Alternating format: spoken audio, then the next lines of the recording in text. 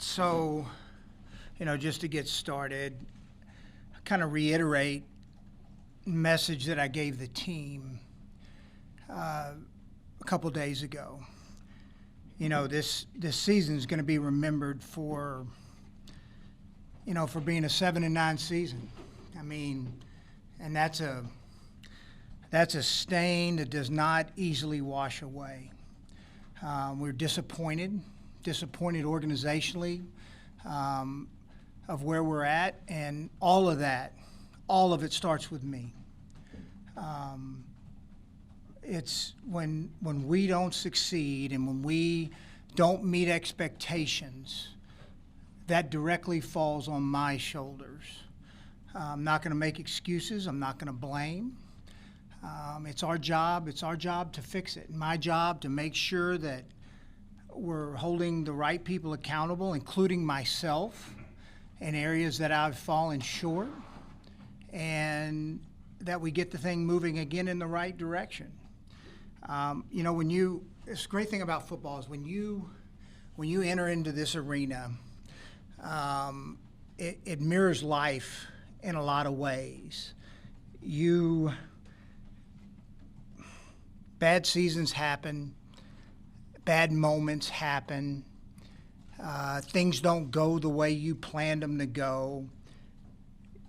You got to meet those head on, and you got to accept it. You can't put your head in the sand and act like everything's okay. You got to accept it, and then you got to find answers to the problems. That's our jobs. Our jobs are to win games, and our fans expect that. Our owner expects that, and they deserve that. And that's our job to get that done.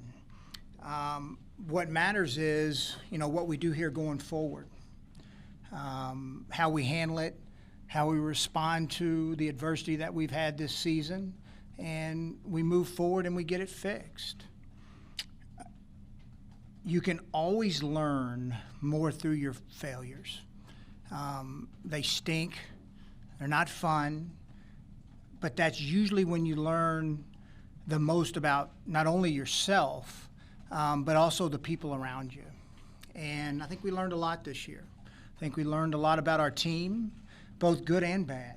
Like I told our team, I said, when times like this happen, change occurs.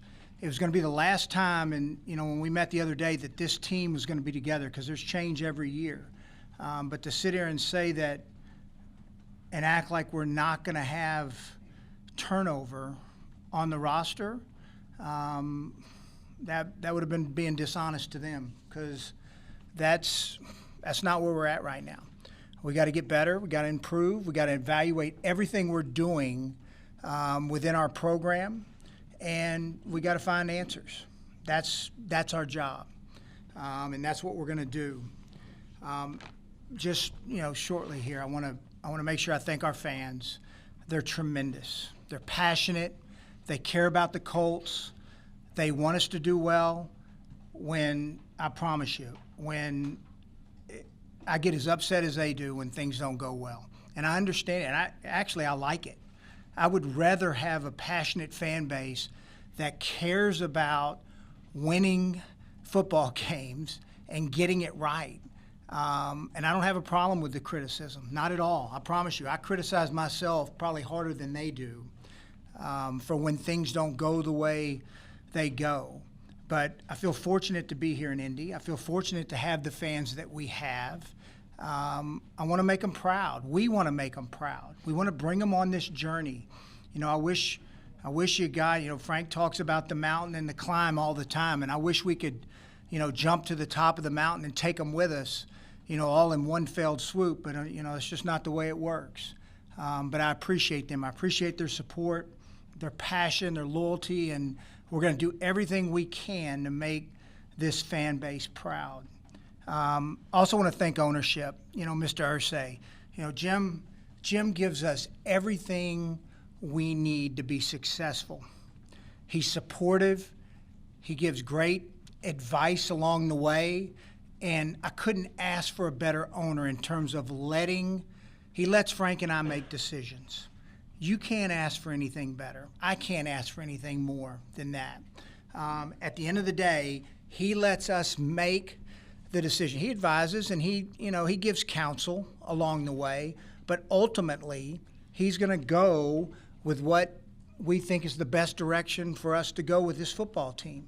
And he gives us tremendous support and everything we need to have a chance to win. And this city should be thankful to have him, as our owner here in the city of Indianapolis. And look, and as I look around the league, and the crazy things that happen in this league and the reactionary things that happen, I feel fortunate to work for an owner that gets it. To Frank and the staff, we're fortunate. The city's fortunate. I'm fortunate to have a partner like Frank Wright. He stands for all the right things as a man and as a head football coach. He makes men better. He makes me better, makes our players better as men, and he's a heck of a football coach. And same for our staff. We're fortunate to have all of them. And I couldn't ask for a better partner than Frank. Do we always, I know this is do we always agree? No, we don't always agree. That's natural. But do we work together to get to the right answer? Absolutely we do. That's healthy. That is a healthy thing. I love the banner back and forth with both Frank and our staff. And that's healthy. And sometimes when you're winning, you kind of gloss over some things that maybe you should have taken care of. And those things come to light when you have a 7-9 season like we've had. We're in the current process of evaluating, with our staff, everything, and that'll be a month-long process here through the month of January. But we'll turn over every stone going through this roster and going through not only the roster but everything we do. I want to evaluate everything we do to make sure we're doing everything we can to build a consistent winner here, in Indianapolis. I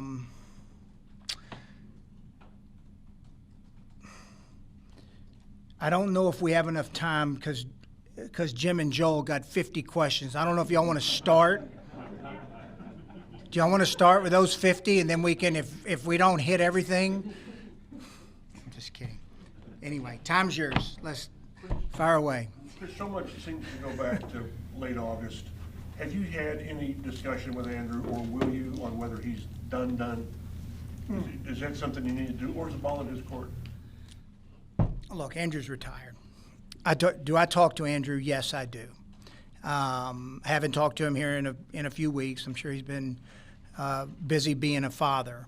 But Andrew's retired, and I think we all need to accept that. That's where he's at. He's retired.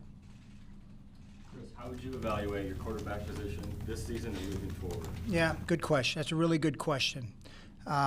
Look, Jacoby did some good things. I don't want to gloss. I don't want to just look at the second half of the season and say he didn't, because Jacoby did some good things. I think as a whole, our passing, not just the quarterback position, but our passing game has to improve, unequivocally. That has to get better.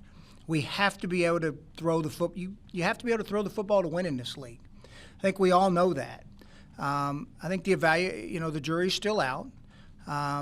That's why we did the short-term deal with Jacoby, both from a standpoint of, one, to give us some security that we knew we had a player we liked and could go forward with, but also, two, to see where we're going to, time for us to figure out if he is the guy or not. Jacoby did a lot of good things. He also did some things that I think he would tell you he needs to get better at. But it's a constant evaluation. And look, everybody's got to be better. Not only Jacoby, but we've got to help him. I got to help him with, better weapons at times, and Frank's got to help him schematically. And then Jacoby's got to help himself, by playing better in specific spots. But I don't want to sit here and act like Jacoby didn't do some good. He did some really good things this year, man. I mean, it's almost like the tale of two seasons. I mean, at one point, the world's talking about him as an MVP, and then the next moment they're talking about wanting to run the kid out of town. I mean, there's always, it's never as good as it seems. It's never as bad. With that said, Chris, when you said the jury's still out on Jacoby, do you believe that he'll be your starting quarterback going into next season? Well, I mean, I thought Andrew was going to be our starting quarterback last year going into last season. So I'll say this. Right now, yes, Jacoby is our starting quarterback. Yes. And then earlier in the season, you guys had an opportunity to win some games. You worked out a number of kickers. You sit here today, do you regret keeping Adam Vinatieri on that active roster and not putting him on IR because of the knee injury? No, not at all. And let me explain why. Because, in the preseason he had the injury. We shut him down for 2 weeks. Then Adam, got off to a slower start. But then Adam settled down. I mean, there was a point in the season where we weren't even talking about this. And then, he kind of got off. I can't remember what exact game it was where it kind of got off sideways again. And then after the Tennessee game, his knee flared up, and that's when we ended up putting him on IR. But I don't think the only reason we lost some close games was just because of Adam Vinatieri. I think we can all look at other plays in the game, in games that we lost, that cost us at those moments too. It usually never comes down to one play. Do we need to be better making kicks? Absolutely we do. Adam would tell you that. I mean, Adam's very prideful now, and he would tell you he needed to be better. But do I regret us sticking with him? No. And look, there's no guarantee that whoever you bring – we worked out a ton of kickers. And the one thing I kept asking myself when we would do that was because Adam was kicking great in practice. Y'all were at the same practice as I was. I mean, his practices were outstanding.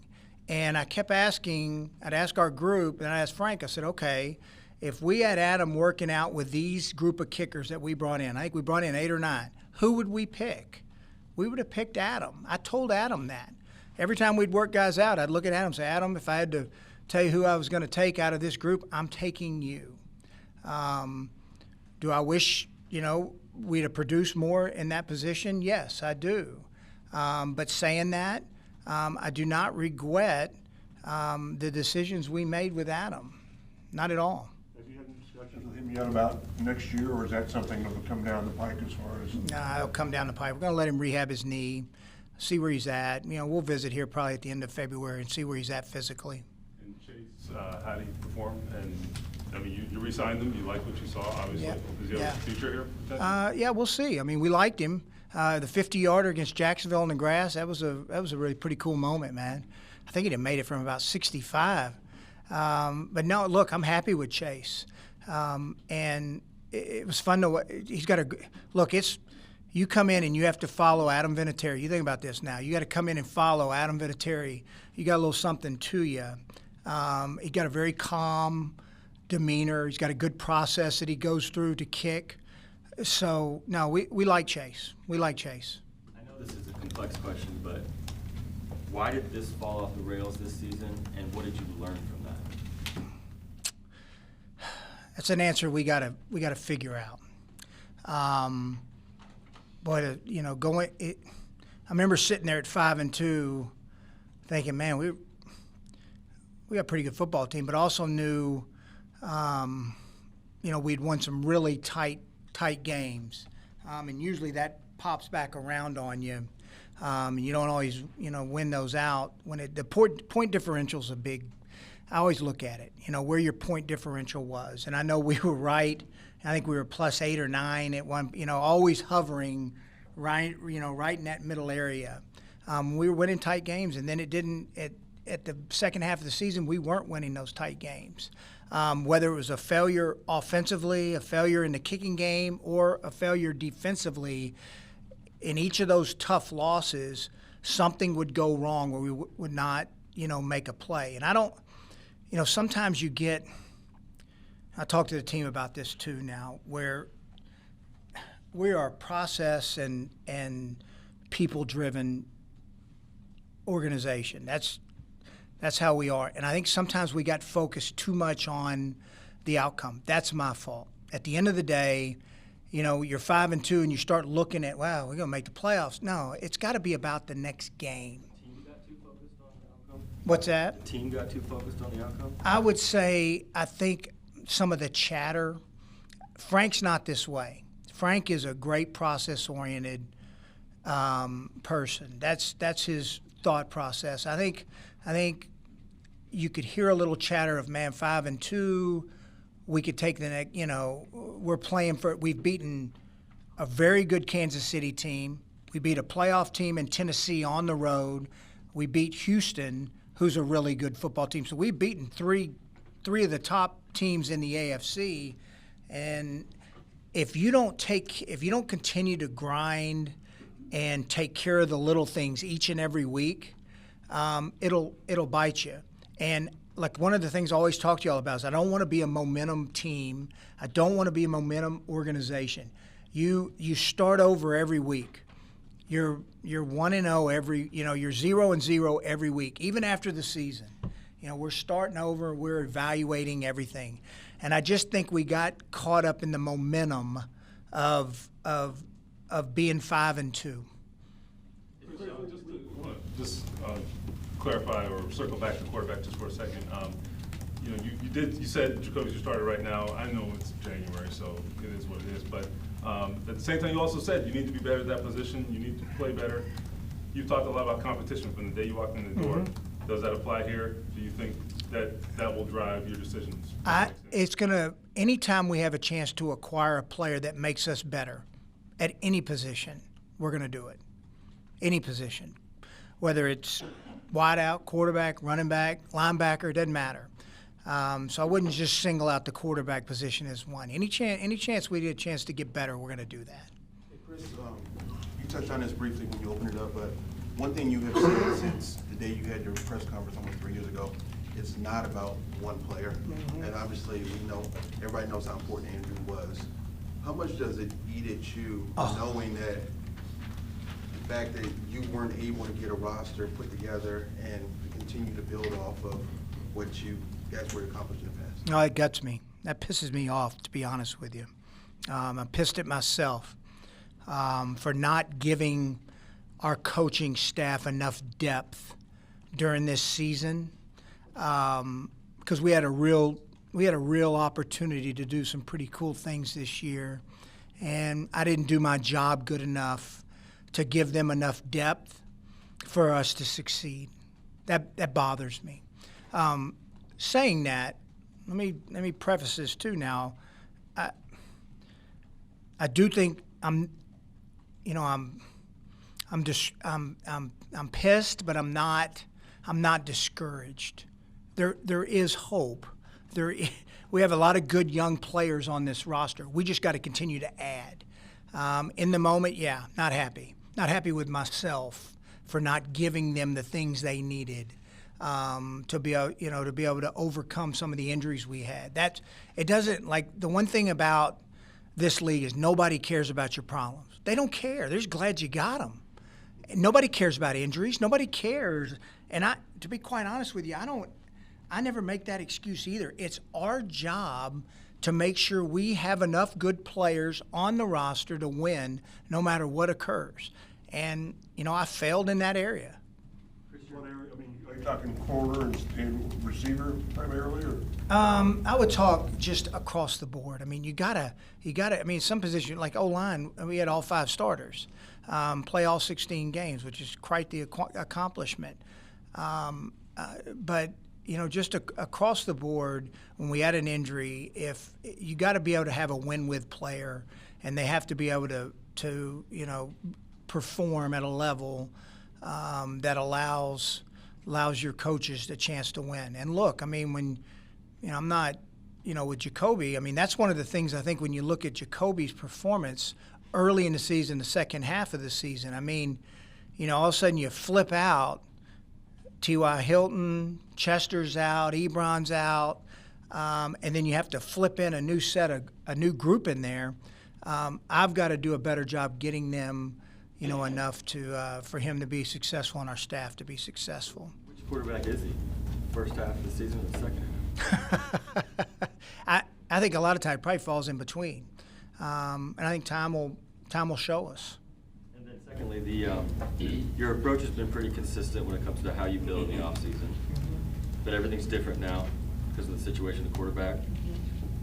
Do you, and I'm not asking you to predict what happens in March and April, but do you double down on that approach and we're not going to change what we do? Or do you need to be more aggressive and accept the fact that there are some pretty glaring holes on the roster and you might need to be more aggressive than you have in the past?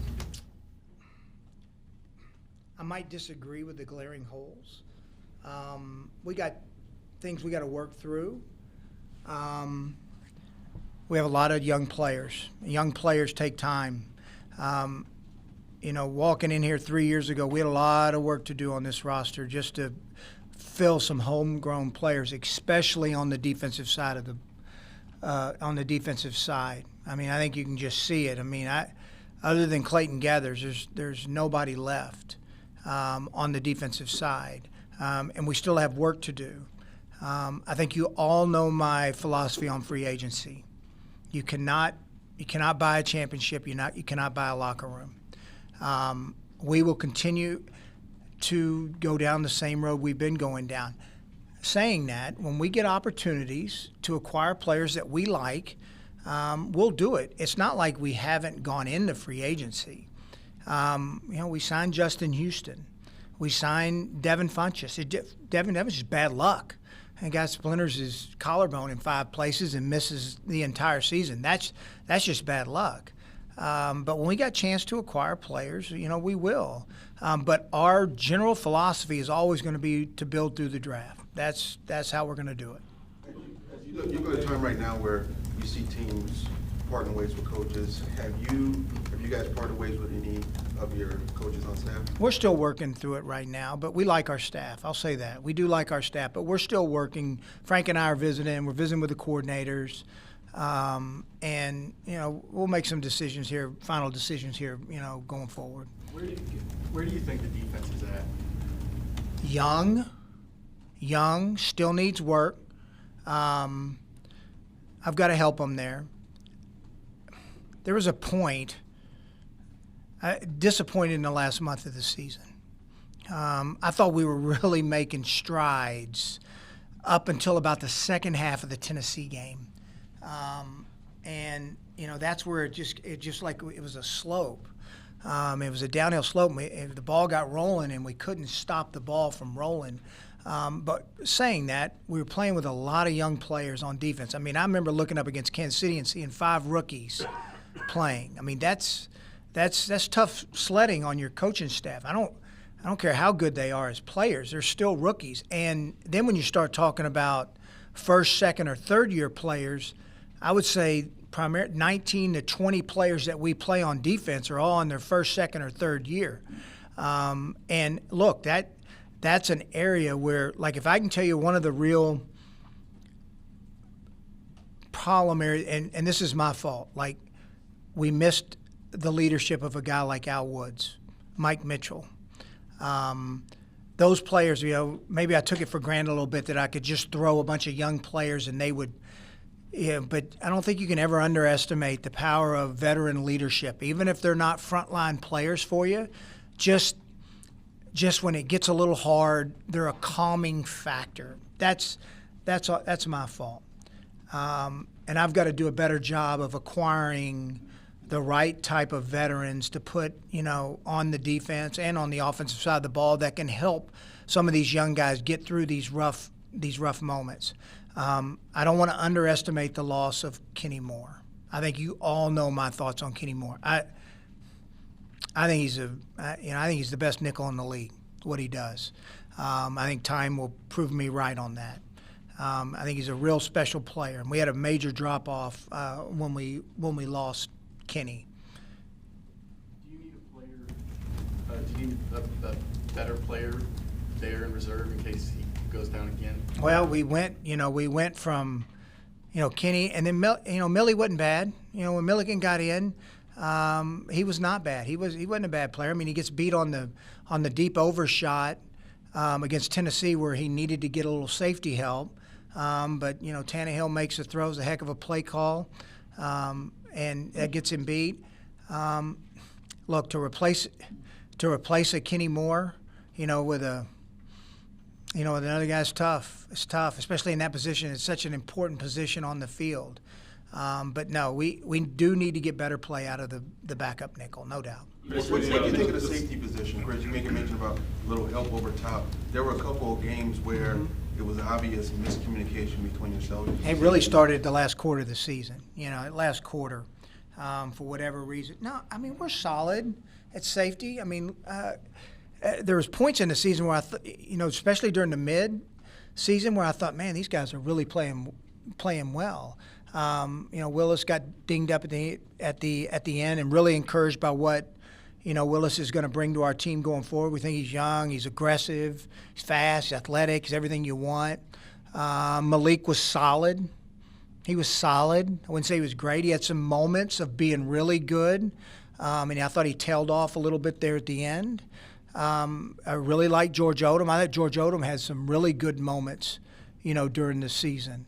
Especially tackling. The tackle he made against Kansas City to get it to 4th and 1 was about as good a downhill space play as you'll see a safety make. I would say that group overall was solid. Do you think Anthony Costanzo plays football again? And if not, it's a huge, huge, huge hole to fill. Yeah. Let me say this. I hope he does.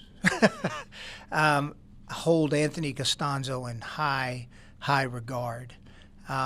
It's a shame that the league is it's the first time he's even been voted as an alternate to the Pro Bowl. And I've thought, since I walked in the door, Anthony Costanzo has played at a really high level at left tackle. I can't believe people are just now, starting to recognize it. We'll see. Anthony and I will be in touch here over the next 2 or 3 weeks. And, he'll make a decision. I know this. Anthony loves the Indianapolis Colts. He loves being here. So we'll see what decision he makes. And if he decides to retire, then it's our job to find an answer. Has he given you a timeline? Just because obviously that'll change the way you look at the offseason. No, I mean we've not set a timeline on it. No. Given the circumstances surrounding Eric Ebron's exit this year, is there any chance that door is still open, or will you move on? We'll probably move on.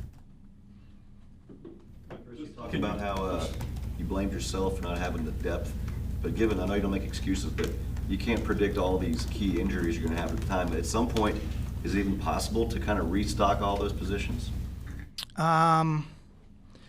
our job. That's our job. It's our job to find answers. It's our job. I always talk about this, like times to acquire players. Everybody acts like free agency in the draft, but there's times, during the season, the cut down day, practice squad, which to be honest with you, I thought our staff did a really good job with the practice squad this year. I mean, I don't know how many guys we lost to other teams, but it was 4 or 5, the teams, you've got a little depth there on the practice squad, and other teams are coming to get them from you. No, it's our job to find answers. I mean, that's the nature. Every team has injuries, and it's our job to find answers for our staff. You mentioned when you were 5-2 at the trade deadline there. You saw the point differential wasn't maybe a bit of a 5-2 team. What was your mentality there? Were you trying to be aggressive and add to this team, or were you? The prices seemed pretty high at the time, but I don't know. No, we definitely talked to a few different teams. I mean, there wasn't a lot of trades this year. I think we all saw it. It's just because the asking price. People play on your desperation, and they think you're just going to make a move and give them the world for it. No, come on, man. There's a common sense factor that you got to think through when acquiring somebody at the trade deadline. You wish it was like baseball where I can just plug in a third baseman, but it's it's harder than that in football. But we did. We definitely had our lines in the water. Chris, you've sort of been through this Tampa 2 or whatever defense you want to call it. I mean, you sort of, that's been your defense. Does it need to be more aggressive, or because you get the long drives, it's hard to get off the field? Where do you think you need to either tweak it or whatever? It always starts up front. I thought we were solid up front. I thought we had a couple guys that had some really good years. I think the interior, we've got to be able to get some more interior pressure. The 3 technique drives this thing. It does. I mean, every time I've been a part of this, the 3 technique, drives this. And then I would say when I'm in the box watching our games, if a team goes 80 on us, dinking and dunking the ball down the field, I can live with that. What I can't live with is us giving up shots. That 5 of them, that burns me. That can't happen. Giving up explosive plays get your ass beat. And the games, if you look at the tight games we lost, that was what happened. I mean, Houston we gave up 5 of them. Tennessee, we gave up a couple explosive runs in the big shot at the end of the game. You can't give up explosives. There's 2 areas I've talked to Flus about that. I said explosives. I said then we're not taking the ball away at a rate that we need to be successful. We have to be better, and that falls on me too. I mean, I've got to find him players that can take the ball away. We have not done that at a level that I think's good enough yet. You talk about interior defense. What do you know after 2 years of Taekwondo? I need to see more. I had a long talk with Taekwondo yesterday. Last year he missed the first, really all of training camp in the first 8 games, and with the injury, and then comes back and plays pretty good at end for us, solid at end, and then this year gets hurt again, and then we actually had some like the one position we got a lot of depth in. We got a lot of guys at defensive end, and then at D tackle we had some guys in there playing, so he was at a point where he wasn't even active just because he was coming off the injury. What I told Taekwondo is this is a big year for him. We're going to expect him to come in and really show what we think his talent level is. Where we ended up playing him, we see him as a guy that can play both end and inside, and he's got to be able to give that to us. So you talked about the deep shots. I think we had the same reaction. Isn't this scheme built to prevent that? And I know you mixed up the coverages a lot more this year. Yep. Is that maybe why that happened, or how do you rationalize it? Why did it happen? A lot of it was. It's a good. We mixed the coverages up last year too. To me, we probably played a little more man coverage this year than we have in the past. But we even played. We had our moments last year when we'd play some man coverage. A lot of times it would be it'd be a line of scrimmage technique that they get beat off the line and not stay on the top, not be high for 5, and they get outrun. And it came down to technique, focus, being in the right spots. Those things get you beat, man. They get you beat. You think it's a talent thing? You think these are things that can be addressed? I think these are things. I think these are things we can address. Yeah. You got some young guys who are going to need to get paid, and I know these guys are not in the same spot. Malik, Ryan Kelly comes to mind, maybe even Marlon. Where are you at with those? We'll work. Well, first thing, I'm never going to talk about contracts here, and I won't ever deal with contracts in the media. But 2, that'll be part of our off-season evaluation of who are guys that we're gonna try to take care of our own. So guys that we want to extend, all those guys we like. They've been good players. Ryan Kelly, really proud of Ryan Kelly.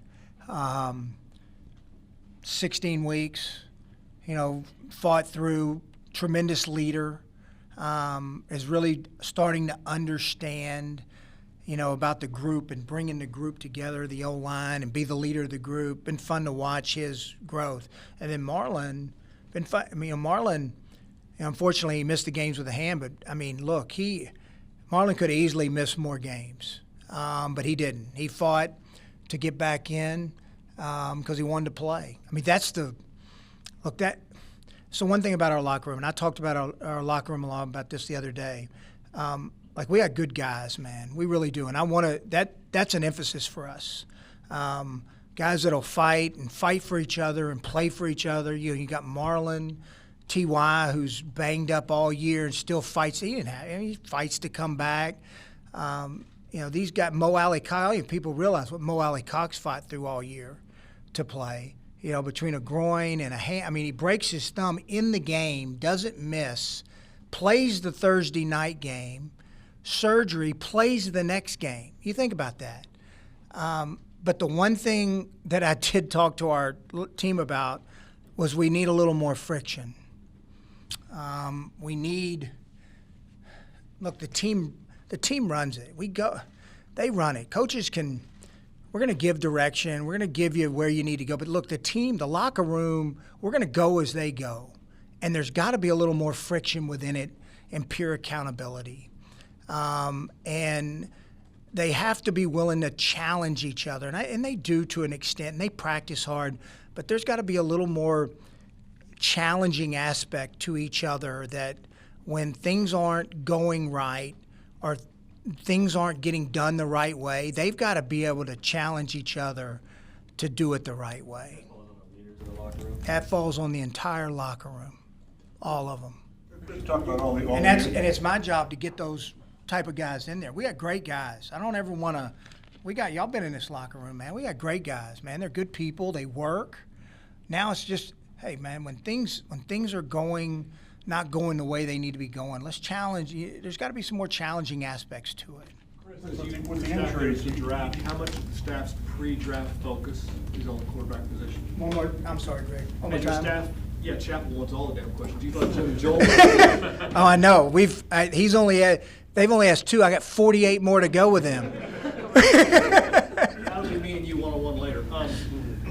As the draft approaches, how much of your staff's pre-draft focus is on college quarterbacks? Yeah, all right, that's a good question, because every year we focus on them.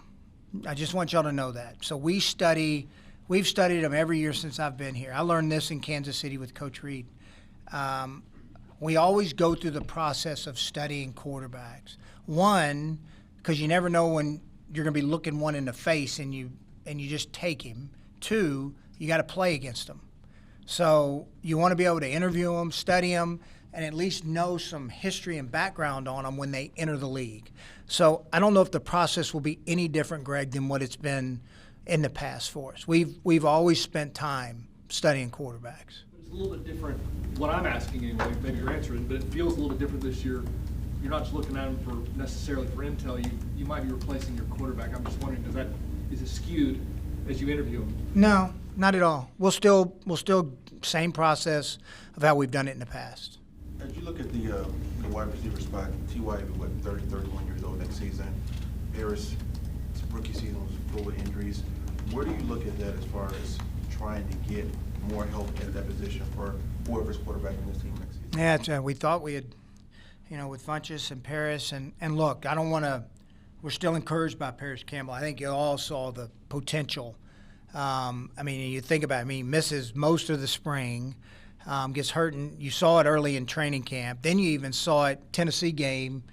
Remember he catches the over in the red zone where he runs away from the slot defender, and then he ends up getting hurt again and missing. And then he comes back versus Pittsburgh only after about 4 or 5 days of practice. And you saw the explosive element that Parrish is going to add to our offense. It's one of the things I've talked to him about is like this is a big offseason because we got to get him healthy and up and going because he's an important piece for us going forward. I really like what Zach Pascal did. I've always liked Zach. I'll tell you a story. Last year, I was pissed at Zach, especially after the New England game. He had a rough game.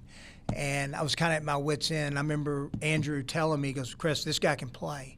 This guy can flat play. Don't stick with him. This guy can play. And Jacoby had the same feeling. So there's 2 quarterbacks now that enjoy throwing the ball to this guy. And look, all he does is get out there and he blocks, he produces, he plays every week, plays whatever role you ask. So that's exciting to see. Do we need to add more explosive elements to our offense? Yes, absolutely we do. Going back to Greg's question, you said the process doesn't change evaluating quarterbacks. I get that. Does the impetus, because 2 years ago you want to fix the line, you go heavy, Quentin. Last year, defense heavy. I mean, I don't see us taking 2 quarterbacks or 3 quarterbacks. You've had clear focuses in each of the drafts, and I know we got 4 months, but does it change the way you weigh the evaluation? Let me tell you this. Let me tell you, this is my thoughts on, and I think you can just look at history of quarterbacks on this one. I think one of the biggest mistakes teams make is they force it.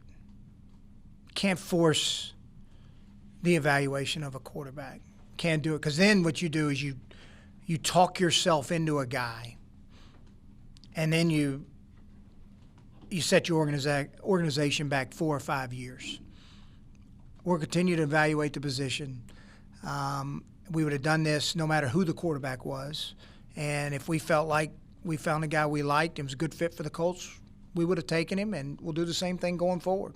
The ideal situation, kind of what happened to your previous spot was Kansas City, where they had a guy, but they moved up the guy they liked, and then I just want to know, in terms of evaluation, can you tell us how involved you were in the process of drafting Patrick Mahomes? Look, I'll say this: I was in Kansas City the year before. I took the job in Indy. I'm not going to comment on Pat. You know, he's with the Chiefs. I'll just say that the Chiefs were brilliant to move up and get him. That was a great job by John Dorsey and Veach and Coach Reed. Tremendous job. Do Chris, this is you probably, think you need to bring competition in for Jacoby, though? I mean, or you feel that he has the talent to be able to bounce back from the end of the season? Oh, I think he's got the talent to play.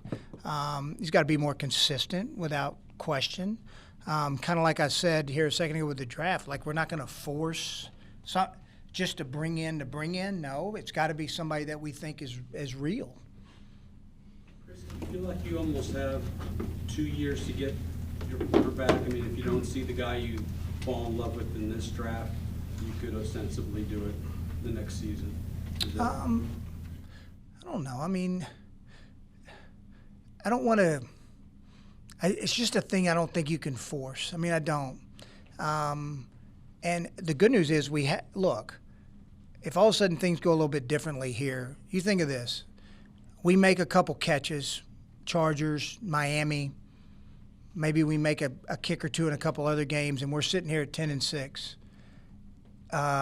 Is the narrative different? You know, I've asked myself that. Jacoby has to play better. He knows that. We do think Jacoby has talent, and we do think he's a great teammate and he's a great leader. But like I said, with any position, we'll continue to evaluate. When we have a chance to upgrade at any position, we will do that. Chris, maybe more of a coaching question, but Jacoby specifically, whatever he does in the future, whatever his role is. And one of the things we saw this year was just, maybe a lack of aggression with him, when there were maybe opportunities. You got to throw the ball, as you said, to win this league. Is that something that he can develop more at 27 years old? Well, take the age out of it. Because I think you can look at cases in the league where that has happened. It's the check down versus the touchdown mentality. I know exactly what you're getting at. And I thought we saw that early in the season. I mean, we would get, we might not have been getting the counts for the explosive plays, but remember the PIs, the long PI. I mean, I know it happened against Tennessee. I know it happened against Kansas City where we were getting some long chunk shots off the PIs. No, I mean, quarterback's got to take his shots when he's got them. He's got to see it and be able to anticipate and see it and take his shots. I think that's something that Jacoby can get better at, and I think he will. Chris, you've done so much with the injury thing and trading and all that. People want to know, I know, is there Yeah. a comment, other than the fact that the collision sport, what's up? We're having too many. And look, our guys do a tremendous job. Like, I have great faith in both of our areas back there, strength and training.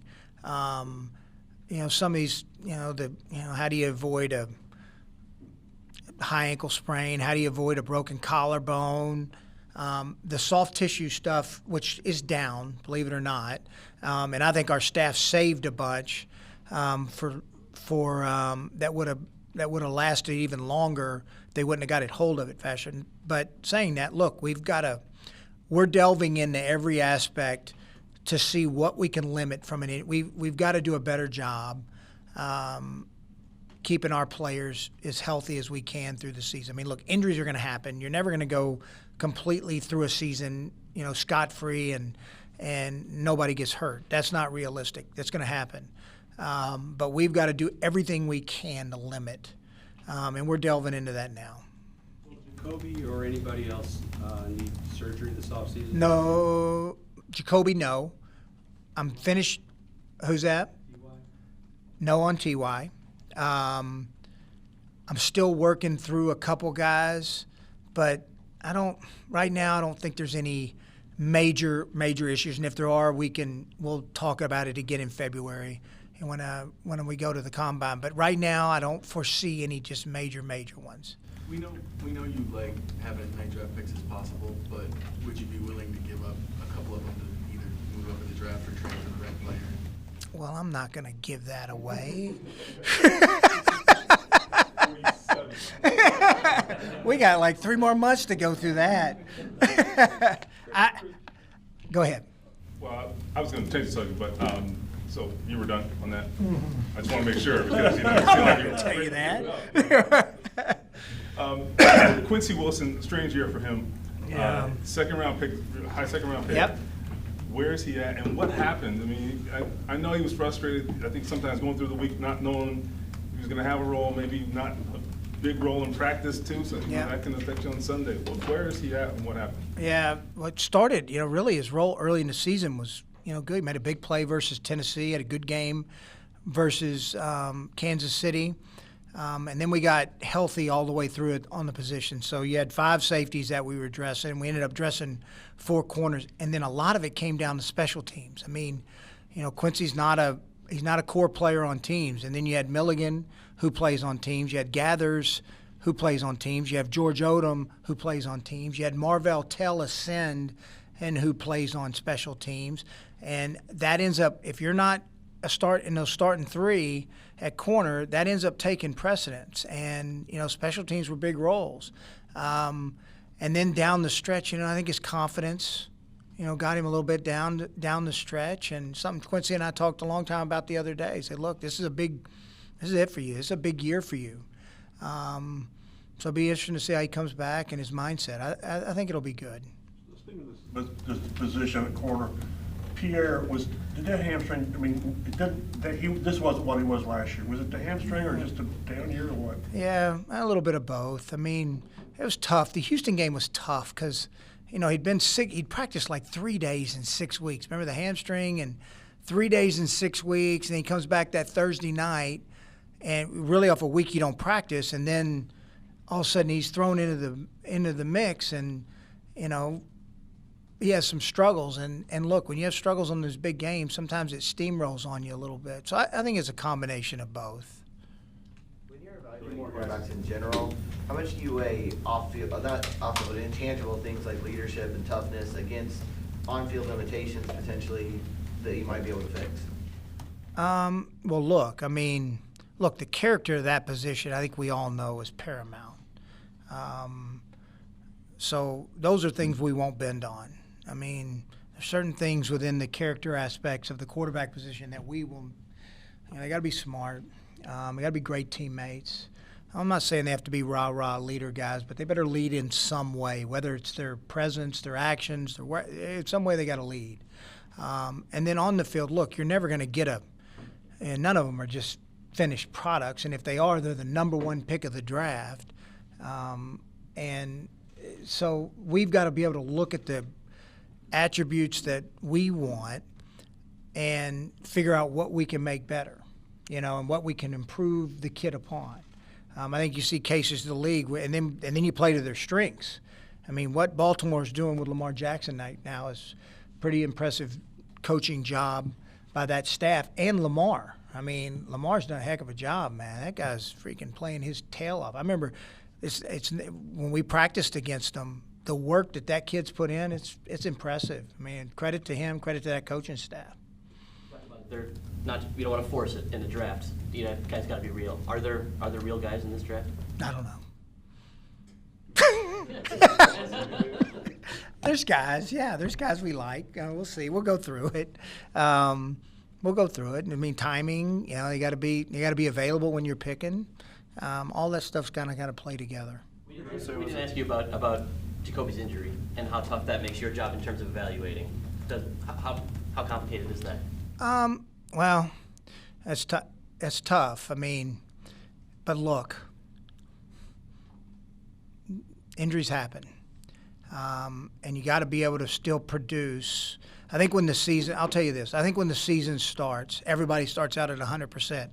And they hit the first practice, and they're never 100% again the rest of the season. And you've got to be able to still produce when you're not 100%.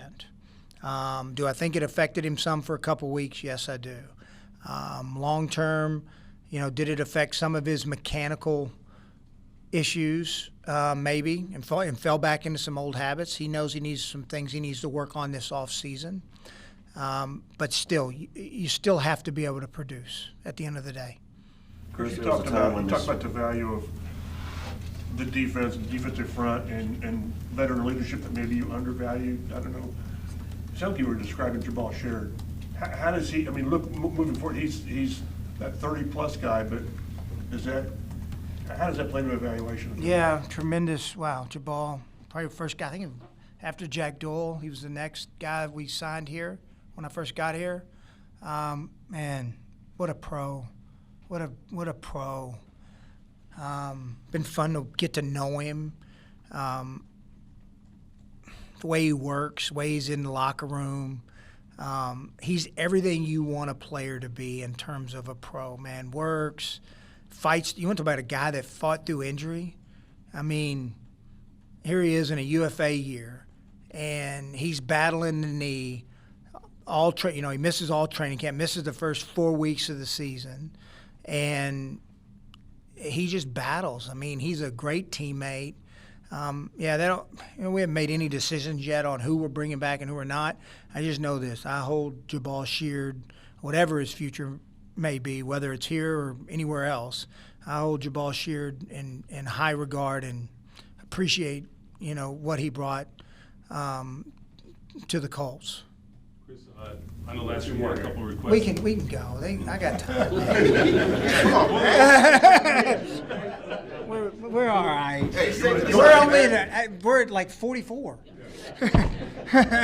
You want a chair? Y'all been waiting for this all year. I'm all right. I know last year you had a couple of interview requests for your coordinators. Anything so far? Nothing yet. No. Chris. You were saying, getting to that mountaintop, and gone are the days when this franchise could just hang the AFC South banner before the season even started.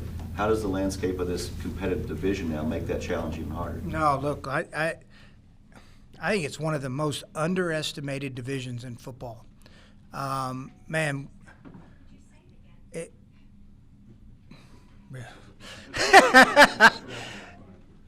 look, top to bottom, Houston, we know, that's a well-coached, good football team. So is Tennessee. This division's tough, and it's a battle, each and every week. And it's that does make the job challenging. But it also the exciting part about it. Like, I don't ever want to – I'd rather that. It hardens you for the playoffs. I thought it did last year. It hardens you. And when you have 6 games where you know you're going to get a battle, and then if you come out of it and get in the playoffs, you're going to be playoff ready. So, no, it is a challenge, but it's an exciting one. That's the one thing I don't want to lose sight of as I beat myself up here. We're excited about the future of where we're going and how we're going to get there. I don't ever want that not to be. No, I haven't lost any confidence about where we're going and how we're going to get it done. You know, maybe the path changed a little bit. That doesn't, you know, the obstacles, you know, whatever. It doesn't matter, man. We got to find a way to get it done, and we will. I'm confident in that. On that note, how long did it take to settle in that you lost your franchise quarterback 2 weeks before the season? I mean, as you go, I know you go to work the next day and everything, but that's a big move. 2 days ago. Let me explain, because I didn't have time to think about it. Now I'm just being real and honest. I didn't have time to think about it. When Andrew retired, y'all know me by now, man. It's about let's go. We got to find a way. No excuse, no explanation. Let's find a way to get the job done. But I'm not. I wouldn't be being honest and real to y'all if I sat here and say when the season ended, I didn't have a moment or two where I thought about it. Yes. Yeah. And Chris, when you glowed about Jabal and the leadership he provided in the locker room, you talked about needing to get a little bit more leadership in there. Would you guys change how you go about looking at guys from evaluating free agents on if you decide to get some guys, 27, 28 years old, to kind of see if they fit that demeanor where they're team first players like that? We'll continue down. I mean, we'll be consistent of how we continue to evaluate, rookies, free agents. I mean, it's a pretty similar process. And, character is always going to be a paramount thing with us. Have we been perfect? No, we've not been. We've been pretty good, but we've not been perfect. But being, teammates that are willing to sacrifice for others, that was a topic I talked about with the team also was, you got to be willing to give and serve. Great teams they serve each other, man. They give for each other. It's not about what the team, what they can get out of it. It's, what they can give in. And we'll continue to look for players like that. Chris, curious, we're an hour into this, and no one's mentioned Leonard or Quentin Nelson. Where did they step in here to? Where'd you see that? Both good, both pretty special. And Quentin, Quentin's he's unique, man. Not only as a player, but just as a team. And as a teammate, y'all don't get to see the raw stuff like right after a game, either a win or a loss, man. And I love going in the locker room. I mean, you hate it after the losses, but dude, when you go in there and look at this kid's care factor, like it's like somebody's freaking shot him when things don't go well for us, man. I mean, it is a deep hurt, and it's infectious.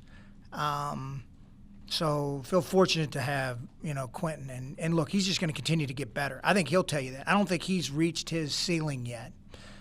Same thing with Darius Leonard. I mean, Darius is a natural playmaker. You saw it in college. I mean, the guy took the ball away and made plays in college. That hadn't changed. I mean, I was talking to Matt this morning about it, that's why he does remind me of Charles Tillman. Charles Tillman was the same way in college. They found ways to strip balls, pick ball. They take the ball away.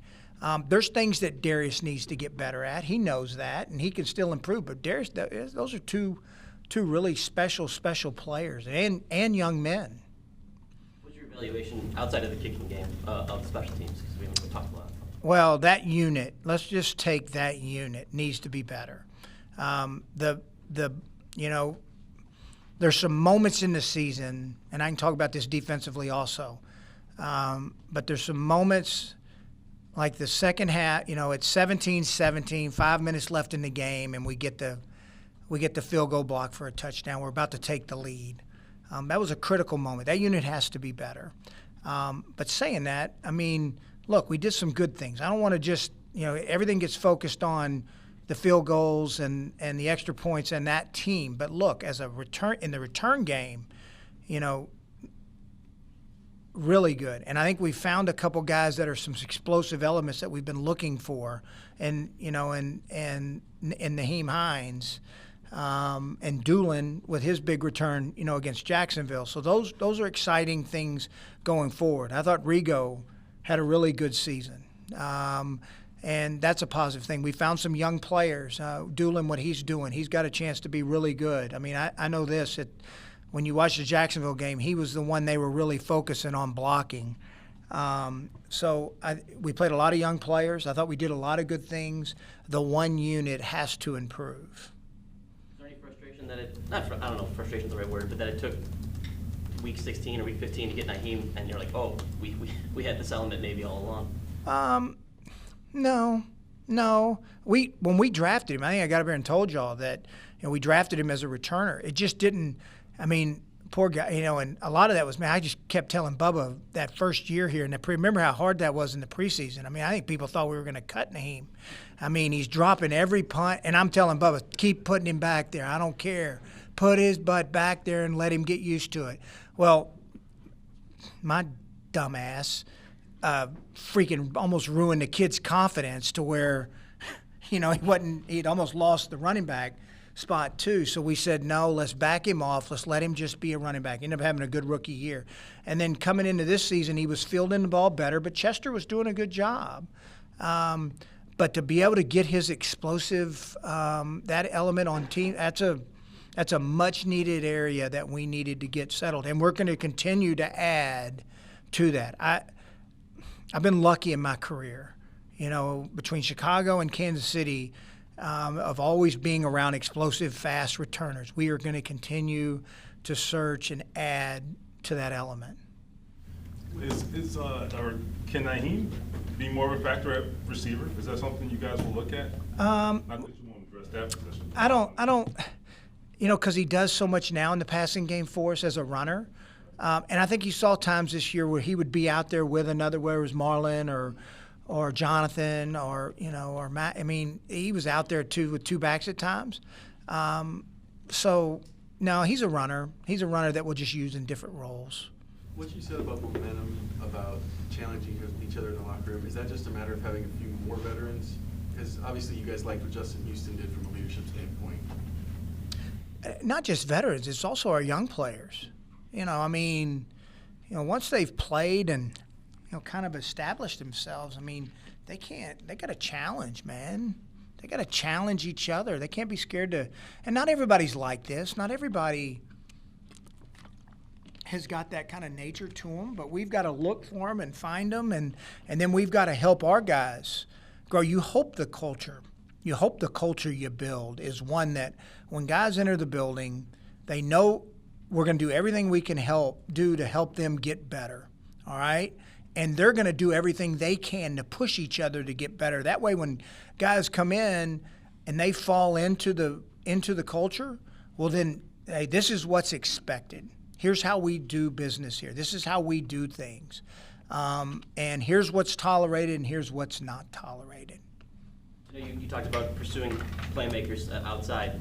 You brought in Devin, this guy, big size, obviously. Is that something you'll be targeting in the offseason, or is it simply just need a playmaker? Just guys that can make, plays on the ball or with the ball in their hands. That's a constant search anyways. But, we saw Devin as a big, unique talent. It's a shame that he had the injury, because I think you saw him and Jacoby start to make a little bit of a connection there in that first ball game against the Chargers. So it was a shame it worked out the way it did. You explore bringing him back? Maybe? Yeah, we'll see. We'll have some visits. We like it. Look, I'll give him credit, man. It's been frustrating for him. He was discouraged, and he cares, and we'll see how it works out. Does the process change at wide receiver at all this year? When you have an established quarterback, you can kind of maybe bank on upside a little bit more and think that he'll help him get to the ceiling. Do you need to get a more polished kind of product now? I don't know if you ever get one out of the college ranks that's completely polished or ready. They've got traits to be ready. It's one of the harder positions coming into this league. Can it be done? Yes, it absolutely can be done. You can see it in the league right now. But with all the press coverage, with all the different looks that they get, and then with the physicality and the things they have to deal with in our league, it's not an easy transition. Just want somebody to catch the ball and go score. Don't make it hard. So your offensive line, I know you love what they did this year. The right side, you have obviously Braden, who's never played that position. Glow was, someone we weren't familiar with. How did that side hold up, and what were your evaluations there? Really good. They had their struggles, but we had some struggles, especially early with stunts, a little bit of new things with the protection they were doing. But I thought they played pretty good, especially the second half of the season. Really good in the run game. The pass protection, the one game that they had some struggles was against J.J. Watt. Then against Pittsburgh when they were in tee-off mode there at the end of the 2-minute. But I thought they progressively got better and battled. Look, that's as a unit, man. All 5 of those guys play together. They live or die. If one gives up a sack, the unit gives up the sack. That's a good group, man. That's a really good group of guys and play together, and I'm very pleased with that group. I talked to Braden the other day about some of the matchups he had this year, and Anthony too, obviously. But for a guy who isn't used to this, were you happy that he had to see the murderer's row that he did, and how did he fare against that? And that's tough. Dude, he just shows up and works. Braden Smith just shows up and works. It doesn't win, lose, good day, bad day. Braden just shows up and works. He's a pretty special kid. What do you think about Kamoko and Bannigan? I think they have big upside. Losing Kamoko Toure was a big hit. I think you saw it. I think you saw it against the Chargers. I think you saw it against Kansas City. Neither one of those teams could block him. He was a fastball that we needed. And I thought he really took another step. You always see a pretty good step between year 1 and year 2. Sometimes it takes a little longer with rushers, but he took the right step in the right direction, and he's worked his butt off to get healthy. Flashes from Ben, but need more. And I think he'll continue to develop. He's got some of the same stuff that Kamoko has. So it'll be fun to watch those two continue to develop. Hey, getting back to the quarterback situation. I knew you would. Go ahead.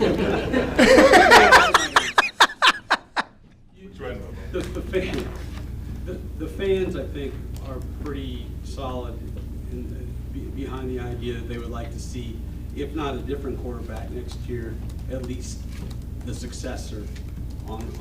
Do you feel pressure to get it done this offseason as opposed to next offseason if, in fact, you do make a change? No. Like I said, we got to give Jacoby see where he's really at. And then, 2, you can't force that. You can't force that. And like with any position, if we have the opportunity to acquire a player that makes us better in any spot, we'll do it. But just to do it, that's bad. That ends up going down a slope that ends up not being good. Chris, you said you want to see where Jacoby's at. With that said, he took just about all the first-team reps from OTAs through when Andrew got shut down in this entire season. So, what more do you need to see from him if you say you need to see where he's at? Well, he's a young quarterback that's really played 2 seasons, and I'm taking that one out in 2017 where he got the crap beat out of him. So this is really his first season. I know we want guys to come in and light the league up right away, but sometimes they got to go through it and continue to rep it and see it. 1 year does not make 1 or 2 years does not make a successful starting quarterback in this league. And I think you can just look at the history of the position. Some guys have early struggles, and let's not forget. At one point, I want to say, what did he finish the season? 18-6. 18 touchdowns and 6 interceptions. It wasn't a total wash away like I think people are trying to make it. He had a good start, a good first half of the season, and did some good things in the second half of the season too. We just need more consistency, out of him. And he knows that. Jacoby knows that. One thing about Jacoby I like is he's honest. He might not always give it to y'all in a way, but he's critically on himself. He's honest with himself about things he needs to fix and work on. That's what makes him pretty cool to be around. We covered most of the roster. I just wanted to ask about this. Well, y'all got like 30. You got like 37. You talked about Darius. I was just curious about how you felt about the rest of your linebacker group. Really good. Really encouraged. Anthony Walker had a good season. I read something the other day that between him and, I don't know if it's accurate, but him and Leonard did something that 120 tackles, sacks, and interceptions no one else had ever done. Bobby Okoriki's got some real special in his body. I think you saw the flashes. EJ Speed, even though we didn't see a bunch of him, just because he's young and he's raw, it'd be fun to watch him develop and see if he can become what we think he can become. And then with Adams and Zaire, and then we had Sky Moore. I mean, we got good depth at the position, good competition. It'd be fun to watch that group compete here during the off season and in the training camp to see how it all fleshes out. But we feel good about it, really good. Marvell Tell got some playing time pretty early on, moving from safety to corner. How do you feel about that evaluation? Well, I mean, it was a learning experience for Marvell. Going to corner and ask him to do what we asked him to do. And I thought he had some really good moments, and then he had some moments that were not so good. We got to even those out here going forward. But encouraged by what we saw, and we think he's got a good future. Yeah. But on that note, I don't think we asked you about Rock, right? I Mm-hmm. mean, you asked him to do a lot this year. Oh, yeah. That's a tough mental position. How do you fare? Same way, man. He had some really good moments, and he had some ugly moments. Let me tell you what I love about this kid. I mean, he's exactly what we thought he was going to be in terms of grit and toughness. Now, I mean, holy crap. You line up 16 games, man, and we lined him up and asked him to play some great players. And all he does is work. He just works. It's like Braden, a lot like Braden. Good day, I'm going to keep working. Bad day, I'm going to keep working. That's why he's going to get better. I thought, the Jacksonville game, he gives up the deep shot where he got stacked and shouldn't have got stacked. But saying that, I thought the last part of the season he played pretty well. He was getting better and ascending. Be a big offseason for him. But no, we're happy with Rock. We're happy where he's going, happy how he's growing. That's hard for a rookie now, fire him in the way we did. All right. Whew. Are we done? Mark, everything else fine? Hey, thank y'all. I appreciate it.